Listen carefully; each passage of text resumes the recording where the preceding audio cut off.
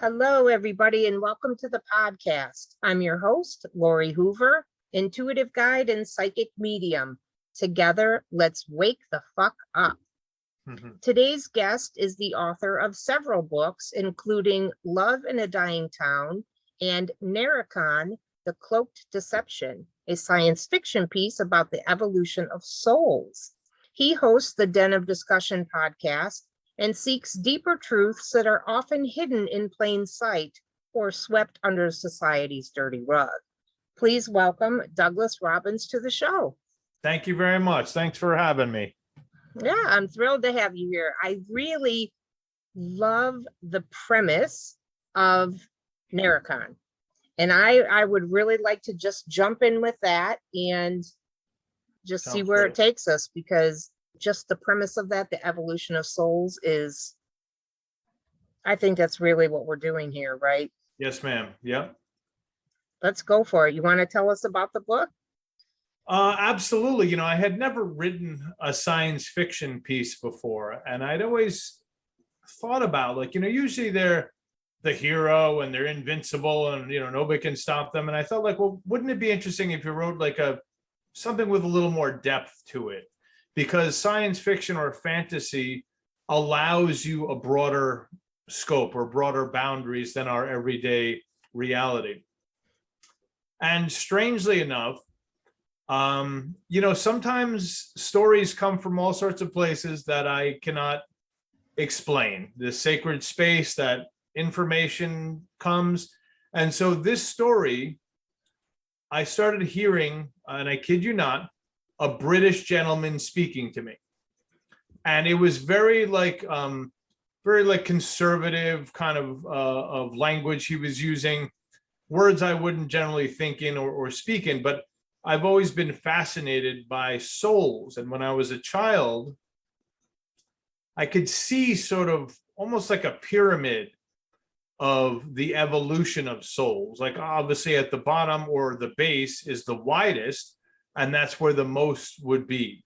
And as you go up this scale or this pyramid, the souls become more and more refined, if you will, up until a godhead, if you will. And so, again, I'm just relaying what I used to see as a child, that I was not at the top, but I was fairly close to the top. Not like, the right-hand man or something, but within 10 or 20 degrees of that top. And so, the earth here in the story is a battleground or a proving ground. It's the third dimension. And so Naricon, when I first was kind of crafting this, was like the 10th dimension. So the idea was you are evolving as a soul, and just before, once you pass the 10th dimension, you are just pure energy in the story. That's how it was. So Naricon, or there are light beings on Naricon, and they are defenders of this process. And then you have the opposing force, essentially the old good versus evil. So then they have the opposing force that wants to prevent the evolution of souls, because if they can keep souls lost and confused, they can manipulate them. And so the premise of the story is to stop the evolution of souls. So these dark entities, these dark forces, the toxic whisperers they're referred to as, are on the earth trying to infiltrate the human condition. And so they manipulate the media, they manipulate politicians. So there's a little bit of a parallel to the actual world we live in that we get misinformation and deliberately keeping us divisive and at odds with ourselves. People voting against their own interests, if you will, because of fear. So the idea is, if they can break this evolution, so the soul is a beacon. The beacon never changes. No matter how emotionally messed up you become or confused, that beacon of the soul is saying, hey, listen to me, follow me, trust me, and you can reach this higher plane. You can evolve as a human. Your soul can evolve. But if it's cast into darkness, and if these toxic whisperers can break this code, if you will, to your soul, they can plunge humans into eternal darkness and forever stop that evolution. Wow. It's funny that you said that they were whispering to Yes. the politicians and stuff, because me being a smartass, I was going to actually say, were they the politicians in this story? Well, some were, some became that, but there was a lot of manipulation, if you will, fear, and obviously that's what often reigns, right? That's what controls. People are more apt to hold on to a fear than hold on to a belief of liberation. Sure. And they use it as an acronym, false evidence appearing real. Right. You ever seen that? Yes. And I like that because, you know, this playground, if you will, that we're in, this isn't really real. No. I mean, it's just it's a construct that is here for the purpose of that evolution. Yes. And I love the idea for the book. I think it would be fascinating to actually read it. Yes. Well, we can certainly get you a copy, and I have to get back to it to finish book 2 and 3 because they really kind of go from there. So the first one mostly takes place on Earth. There's sort of a surrogate family that is raising a light being without them knowing it.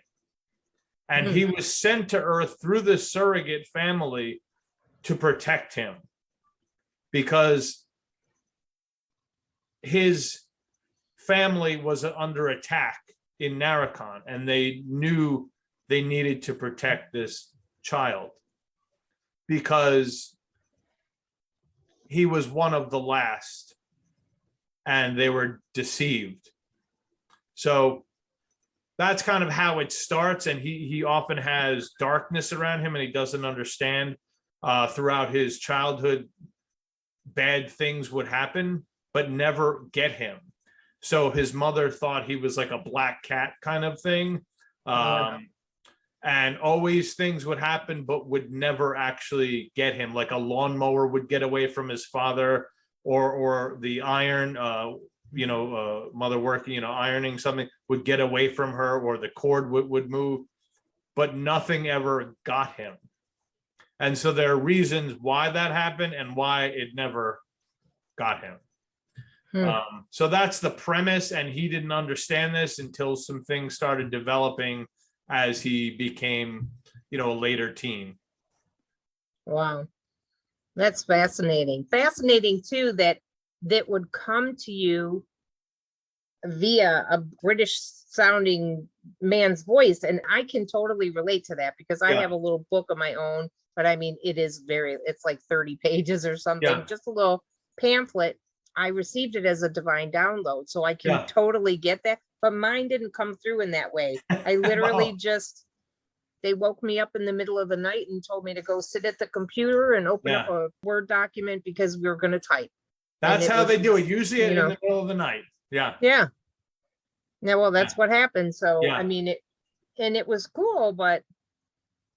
Recently, I've been waking up around 4:15 for the past week or so with downloads, with information. And I'll kind of address them for half hour. And then as they kind of peter out, I'm always like, oh, I should probably just get up. And it's like, nah, go back to sleep. So that I'll sleep for another hour or two and then get up. But it's been working like that for the last week or so. Every night around 4:15, kind of the witching hour or whatever, just before the dawn, information will kind of wake me up. And almost like hey, wake up, buddy, we have something to say to you. Nice. Now, is this with regard to the next couple of books, or is this just completely off topic, what's going on in the world or personal? No, it's more about my own healing. Oh, nice. healing the past, healing my consciousness and psyche, so my spirit can live more fully in consciousness here. Because, some things happen in childhood and along the way kind of trapped me and got me stuck. And so I've been doing a lot of work in the last few years, and probably in recent months, I think I've been clearing a lot of it. So opening those channels, if you will, opening that frequency, if you will, for more information to come in. Well, and it doesn't surprise me at all that you said that it's been happening over the past couple of weeks, because Tuesday, 2 days ago, Mercury went retrograde. And usually, you've got this, they call it the shadow period or whatever beforehand. And when a planet goes retrograde, it's essentially going in reverse. So all of this crap, like old limiting beliefs and patterns that we would do, things like that, they come back around for us to review and see, okay, are you ready to let it go now? Ready to change that behavior now? Yeah. So that type of thing. So it doesn't surprise me at all that would be coming up like that. That's interesting. And it's also interesting because I use that line in Naricon. Someone's acting crazy. Maybe it's the protagonist or someone else. And one of the other characters says, "Oh, Mercury must be in retrograde." And he's like, and the person's like, "I don't know what that means, but maybe." Yeah, that's funny because, it is typically like that. That's how it works. It's the universe's way of giving us opportunities, to re-examine these things and see if we really did move past it, or if we're actually ready to do so now. So yeah, that's funny. Well, I hope it's been really helpful for you, the information that's been coming through that will allow you to always. Yep. Absolutely. Yeah. And what a way to live, right? So connected. And looking at how I used to go about it, trying to figure everything out myself and to do all of it by myself, it's like so much easier now being connected when you are open to hearing that guidance and trusting what comes through, especially those intuitive hits, Yeah, it's amazing. I've always been very connected to my instincts, to my gut, to understanding things that intellects I wouldn't know, maybe being in a setting that I'd never been in before, or hearing something, go, okay, I'm not going to do that. And it's really helped me navigate the world. And if you take that at face value, instead of, because often we're trapped in our brains with the chit-chatty brain that's always blah, blah, blah, blah, blah. Half of it's just nonsense, doesn't know what it's even talking about. But if we quiet that and really listen into this other realm, this is the broader realm, the more intuitive realm, the more spiritual realm, where our broader selves are, our higher selves, that's where these amazing downloads are. And it's funny when we get caught up in emotion and maybe depression, because I've certainly battled depression over the years, and why am I doing this, and why is this and that happening? And when you're in those places, there's no love, there's no light that gets in or out, and kind of you're almost like a horse with blinders. Like you can't see, you can't feel other than that pain and that confusion. It's almost like a cloud kind of moves in, and you can't see 50 feet outside your window. But I've learned tools over the years how to kind of mitigate that and reduce its power over me. And at the same time, healing also reduces its power. But it's very curious, that ebb and flow, when we'd obviously love to just stay in the sunlight all day, if you will. But obviously things pull at us, and bills and maybe employment or people or whatever it might be, affects our point of view, affects us emotionally, and maybe they create a trigger in us, or maybe they've tapped into something that we don't feel that great about. So it's so essential to get through that as fast as you can, heal that, and get back to that kind of sense of ease, because the truth of the matter is most of that isn't really happening right now. To get back where you're saying this construct, right? Those things are an illusion that we say, well, this happened 30 years ago. Well, it's not happening today. And all you're doing is replaying it 1,000 times, which is really quite counterproductive. Actually, that reminds me, I attend a meetup every other week. And one of the women in the meetup, she said that one of the tools that she uses when somebody's kind of in this funky state like that, revisiting all this crap that happened in the past, or even projecting other things into the future, Yeah. she'll like say, but are you okay right now? Yeah, exactly. No, seriously, you could be Yep. screaming and crying, but are you actually okay? Right. Are you, and it really, I think it's a fantastic tool because it does allow you to come back to the here and now, which is Yeah. really all there ever is. I know. I agree. It's amazing, isn't it? We're always battling the past, trapped in the past, and focused on the future, where we're going to be. But it's like there is only now. And now is when you can set yourself free, not in the past, not in the future. Now. Right. Well, and your thoughts are what are really going to assist you in that. Yes. And especially if you do want to project it further out, do it from this space right now and say, okay, Yeah. I feel really free. I feel amazing. I feel this energy is just flowing through me and I'm connected. And then I want to continue with that, so you take that into the next moment and then the next moment and the next moment, and just to allow it from there.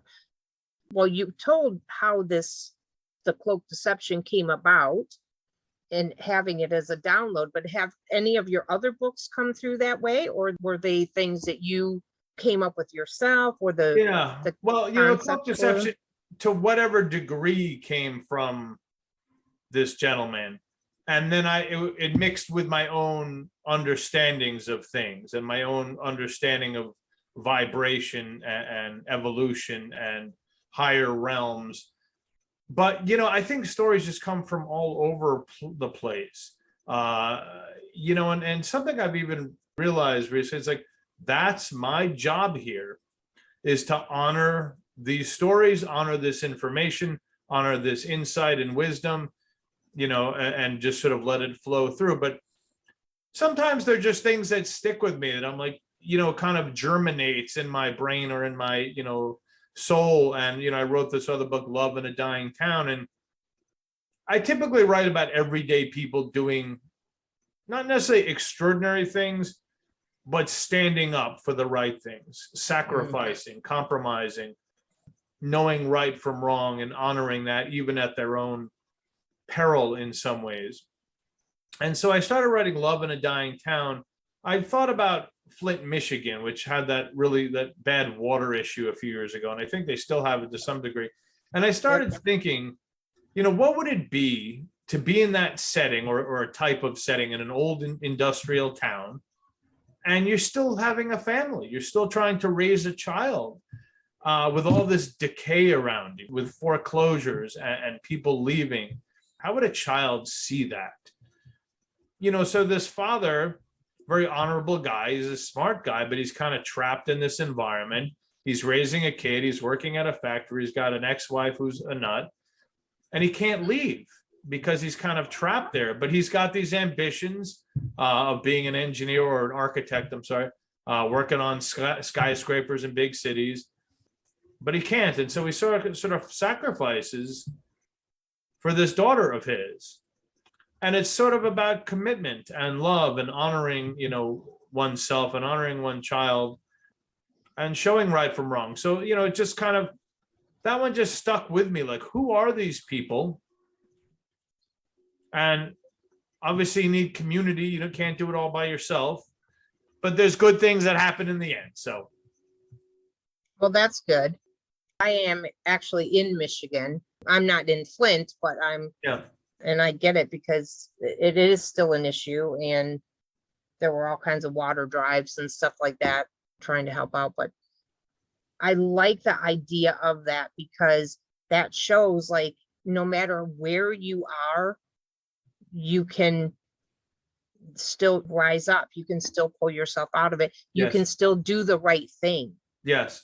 You know what the thing for me is, Lori, like, so much. And so you read at the intro, I address things that are swept under the rug.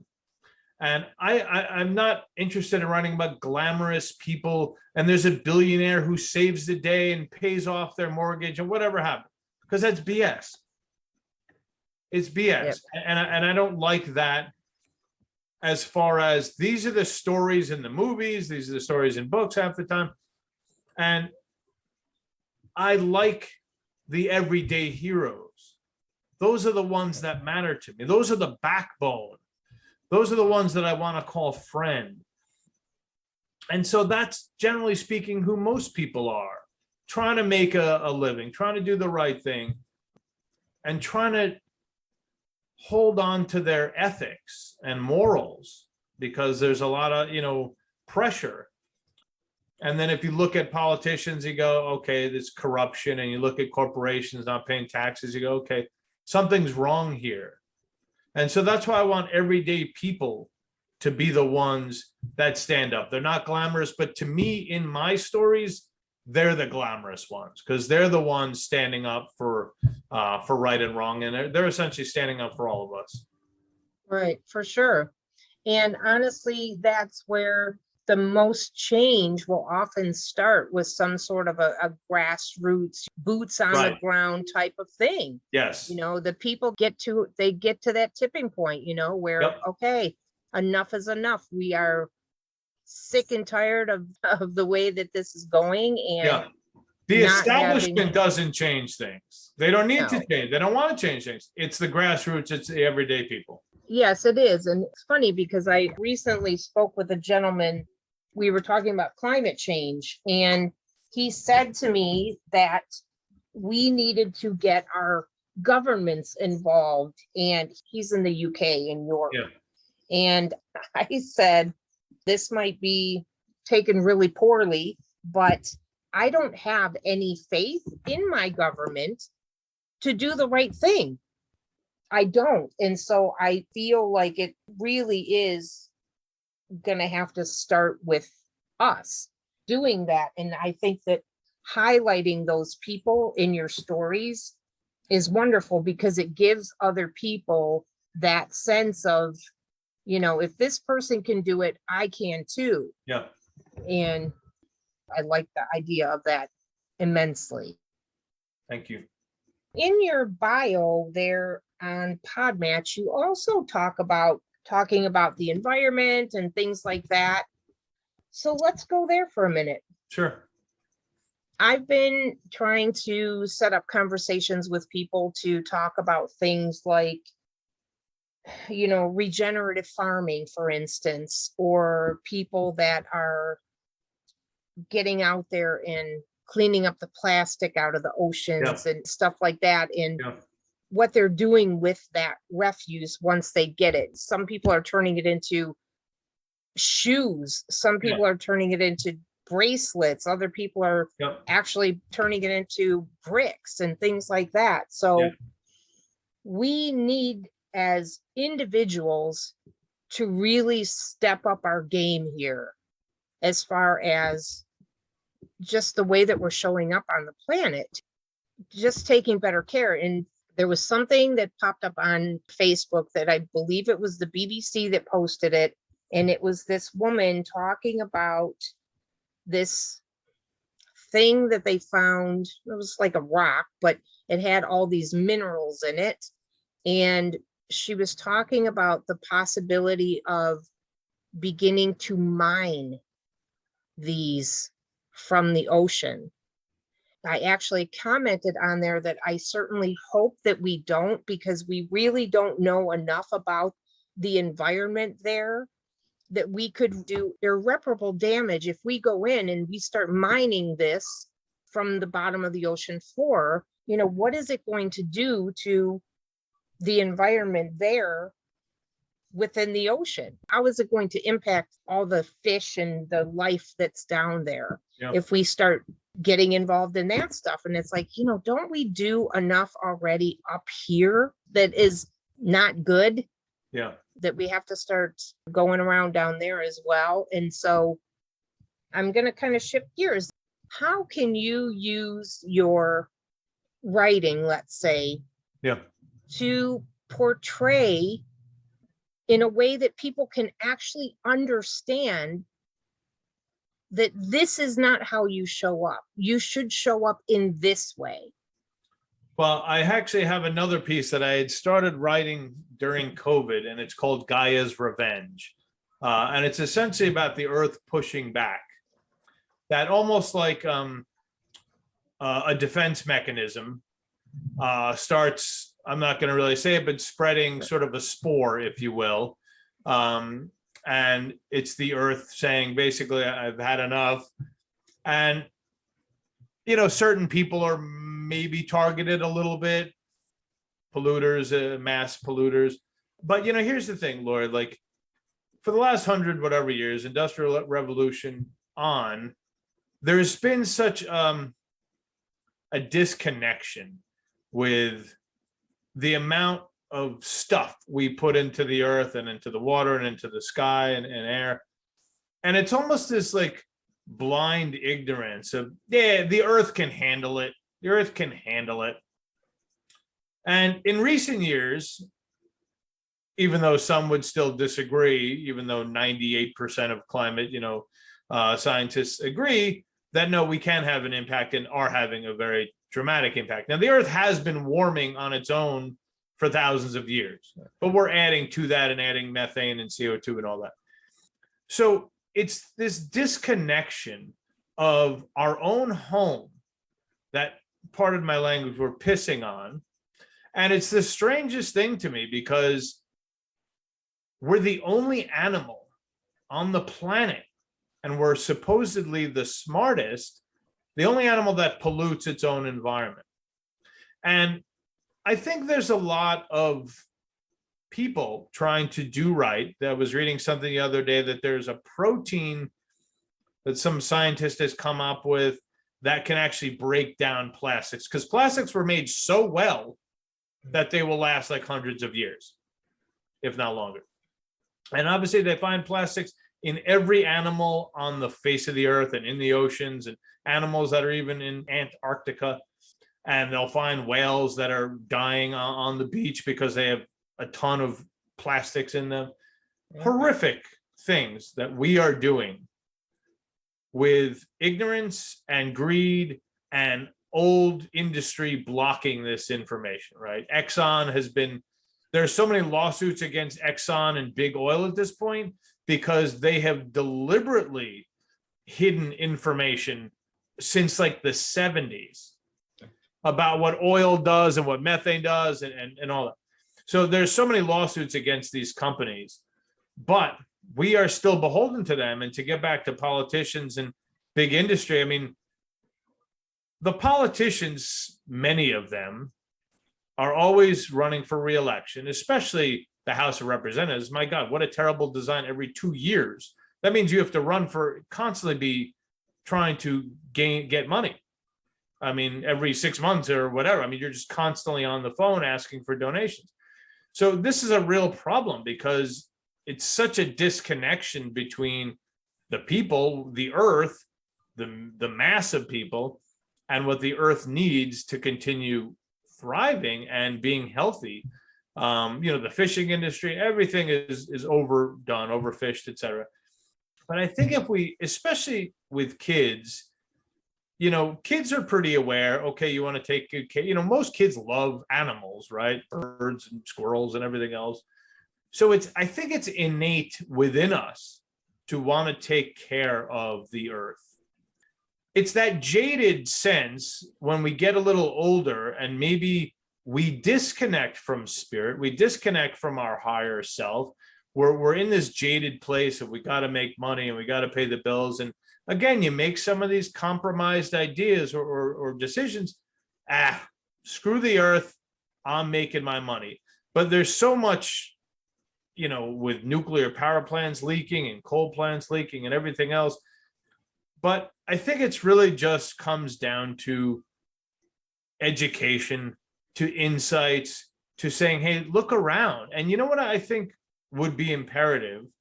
And I was thinking about this the other day. If, you have out of sight, out of mind, right? We don't know where the hell our garbage really goes. Sometimes we think it's sent to wherever. Or the recycling I was reading the other day, maybe 5 or 10% of recycling actually gets recycling. This abysmal amount. But if you take kids, we're always going on field trips, kids to, wherever. Well, here's a great opportunity to take a kid or take a kids to a field trip to the waste treatment plant, right? And go, this is your garbage. And I think if we do this, they'll become aware. If you do this generation after generation, people will understand, oh my God, we can't allow that to happen. But when you have this disconnection, this out of sight, out of mind, it doesn't matter. Man, just throw it in the garbage. It gets taken care of, but it doesn't. I saw I don't know, it was some third world nation that it was a river, maybe Sri Lanka. I don't remember where it was. It was so polluted. The whole thing was just bottles and plastic and things floating. Like you couldn't even see the water. It was just a river of plastics. And one of the guys was there just kind of like digging out, like with a fishing net, just taking out plastic because they were trying to get the water to flow a little better. And so like, this is what happens is we pat ourselves on the back and we send it to some poor country. We pay them for it. And then we go, oh, it was recycled. Well, it probably wasn't recycled. And so again, it's like anything. If you're disconnected from it and you have out of sight, out of mind mentality, well, you don't think about it. It doesn't really weigh on you. But if you saw a big garbage pile, you go, oh my God, this is horrific. And it's going into the earth. It's leaching into the earth. Yeah. Well, and honestly, there are so many documentaries and stuff that it's like, we almost can't claim ignorance, we just can't, because the information is out there. It's out there. And anybody that even had one iota of interest in what in the hell is going on here, they can find the information. I mean, shit, you can Google anything these days. Sure. Netflix alone has multiple different documentaries out there about like Kiss the Ground, for instance, or there's all kinds, Food Inc. and everything, like especially the whole it's funny. Again, this is our home, this is our world, this is our home. And it's like, okay, look, you can't throw the garbage. You have to throw it in the corner of your house now. And I think if people had to do that, they'd go, oh, yeah, this isn't working.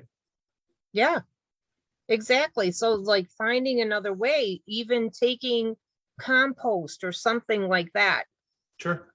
I used to have a composter in my backyard. I don't have one here, but there are ways that we can do this, and we can do this individually. And I really do think that going back to the whole thing about, relying on the government or whatever to fix this stuff, I have zero faith that they do. We have to be responsible. Look, government isn't going to take the lead and go, oh my God, we need to change it.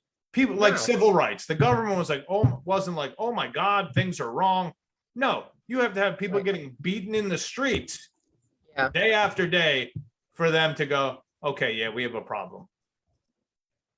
Yeah, we need to do better. All right, so let's just talk about your den of discussion. So what types of things do you actually talk about in your podcast? To me, it's always about everyday people doing, amazing things, finding our greatness, but it's really about anything that touches the human condition is interesting to me. I interviewed a guy today who was kind of an economist and saying about things that are wrong in our economic system. I had a blind author on a few weeks ago. I had a guy on who healed his own broken back and then went on to be a stuntman in Hollywood. To me, these are fascinating people. I have writers on, I have, all sorts of people on. But again, it's anything that I'm really interested in. And again, things that move the ball forward, things that touch all of us. And so that's kind of how I view it. It's just everyone is welcome if you have something to bring to the table. Maybe I'd like to have you on. I would love it. You got a deal. I feel the same way, because Douglas, the whole premise of this podcast is just to wake people up to, well, remember the fact that we are all connected to everyone and everything so that we can shift the way that we're showing up in the world, because being as disconnected as we are, we're not connected to our bodies. We're not connected to our environments. We're walking around heads down, looking at our phones, even people driving. Still, I see so many adults that are driving like complete assholes because they're looking down at their phone. I know. Well, that's to me is a huge thing, is this disconnection. And we're not just disconnected from the earth or from each other, we're disconnected from ourselves.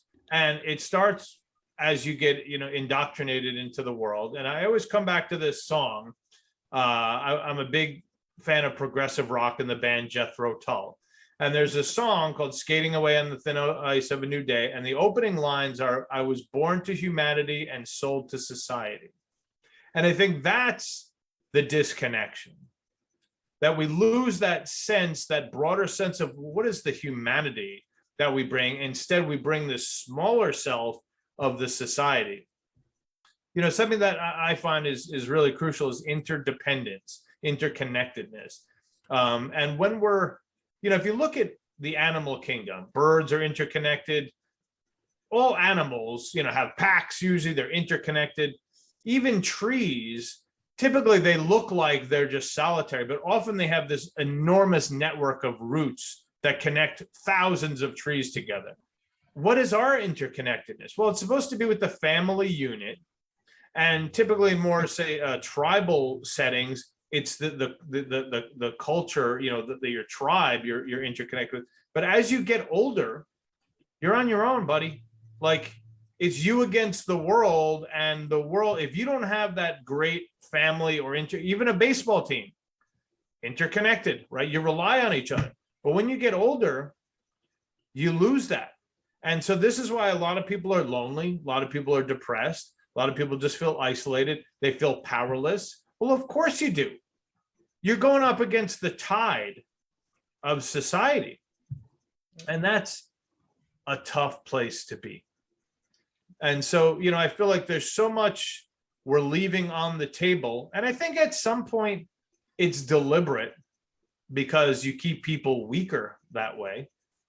It's hard to be, say, a racist when you're at the same table with Black or Chinese or whatever, right? You can't hate something like that.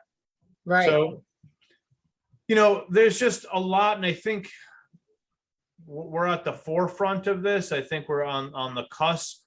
A lot of people are trying to do what we're doing, trying to learn, trying to gain, trying to grow and connect. So hopefully we continue before it's too late. Yeah. And honestly, I think that is the beauty of doing what we're doing through our podcast, because the number of people that I have spoken to, the connections that I have made, and just the stories that each and every one of you have to tell is amazing. And they are things that absolutely need to be heard. And I think that all of those stories being put out there in this way, it's attainable, accessible, I guess is a better word, by anybody that has access to Apple Podcasts or Spotify or whatever. And I think that it's a really good tool to foster this conversation. But I mean, it's setting the stage and like bringing to the table the opportunity for people to wake the fuck up, for them to actually get the information and say, maybe I wasn't aware of this, or at least not to this degree, like you're saying about the out of sight, out of mind thing with the recycling and all that, and not understanding that only such a small percentage of it actually is taken care of, or whatever. So much, if I may say, so much that we experience, conversations, information, interactions are superficial. And the superficial doesn't really accomplish anything. We don't really glean anything from it. Look at all these news agencies. They're saying the same crap in different ways, and it's the same shit. Like, it's not, oh, it's the 24/7 news cycle. Well, really, but you're just repeating the same stuff over and over again. And it's not real news, about Kim Kardashian is not news. No. It doesn't inform my life to make better decisions. So I think that's what a lot of these podcast interactions, I don't like when Jay, how are you? Fine, everything's fine. Well, there's nothing there. There's nothing gained there. But if you say, hey man, I'm going through XYZ and I got this going on, and well, that's now the humanity we can share and come together and maybe help each other. So that's what I love that a lot of people are doing, is the humanity part, the interaction, the deeper essence of who we are, bringing our true consciousness to the surface. That's what it's all about for me. Yeah, for me as well. And actually that came up in one of the other podcasts that I did. I said, don't waste my time with small talk, because if you want to tell me or ask me, like, how's the weather or something like that, I can look at my fucking window or look on my phone and I can see that it's raining. That serves no purpose for me at all. Yeah. And just getting the different perspectives of the different people, because even though they are an individual, they can also stand for a group. One of the most amazing conversations I've had to date has been with a transgender gentleman. And it was phenomenal, just phenomenal. I think that being able to have access to the different perspectives and really ask the questions, so you're not pussyfooting around everything, Yeah, sure. I don't know. I just think it's hard to have the real conversation sometimes, but it's important. It is. It absolutely is. And I'm not afraid to do that. So I think that's one of the reasons why this was the area that I was guided into. I ask this question of everybody, but based on your experiences and your current areas of expertise, what one thing would you recommend to somebody to actually help them wake the fuck up? Waking the fuck up is really just about caring enough to pay attention, caring enough to get that information, caring enough to honoring yourself and saying, all right, where am I going wrong? Where am I stuck? I think it really just comes back to that is, do you care? Are you just on autopilot? Most people are just running on autopilot and just reacting to crap that happened to them 30 years ago. And that's really what a lot of this is this sort of evolution of consciousness, but it starts with healing, because our little pieces get trapped in these kind of old beliefs. So we have to liberate them, and that takes guts. It does. And I've said this numerous times, but this path is not for the faint of heart. This path to enlightenment, if you will, because you have to look at that shit. You have to peel those layers back and heal as you go. Yeah. To get to the core of it and say, okay, because so many of us struggle with like unworthiness. And I mean, I think that's probably the biggest one that I come up against. Of course. There's nothing. What's honoring you? Is society designed to honor you, to say, hey, Lori, be your best? No, it doesn't give a shit about you. It says, hey, fulfill this role we need, this job, this whatever it might be. It's not saying what is the essence of Lori? Right. But it should be, because then we're going to have the best world possible. Yeah, absolutely. And that's why the companies out there that actually adopt a business model that does honor the person, they do so well. They do so much better. And you hear periodically, you'll hear about certain places or whatever that they're just these fantastic places to work, because the people are recognized as people. They're not just a fucking number. Exactly. And it's not just the bottom line. Well, yeah. I mean, and how much time do we spend with our coworkers?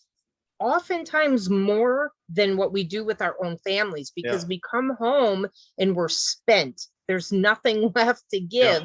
We come in, we have dinner. If you got kids, play with the kids a little bit, whatever. And then you're off to bed.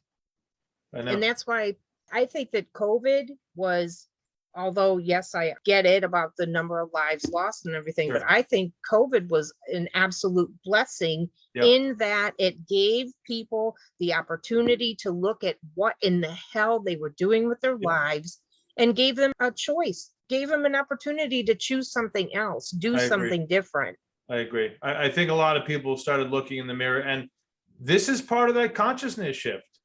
Hey, Yeah. what's my life about? Do I really need all these extra things? I really want to spend more time with my family. So I think it's great what's going on. Yeah. Oh, I do too. I do too. I get a little impatient sometimes. Like, you want to just shake these people. Come on, snap out of it. Yeah. But I mean, one conversation at a time, Doug, we will Yes. get there. And Yes, I really do believe that. I agree. You know, this has been an amazing conversation. I am so looking forward to your book. First of all, I want to read the first one, but I'm really looking forward to the fact that you have a second and a third that are coming. Yes. That's Well, exciting to offline, me. I'll email you and you send me your address and I'll get you out a copy. And I then would I'd love like to that. have you on my show as well. I would love that too. This has been an amazing conversation, and I am so grateful that you were willing to be the guinea pig as I tried out an unscripted thing. Yeah. And I loved it. And I will have this information up in the show notes, but for anybody who would like to get a hold of you, get a hold of any of your books or anything, how would they go about doing that? My website, douglasrobinsauthor.com. You can also find me on Facebook, even though I try not to go on there too often.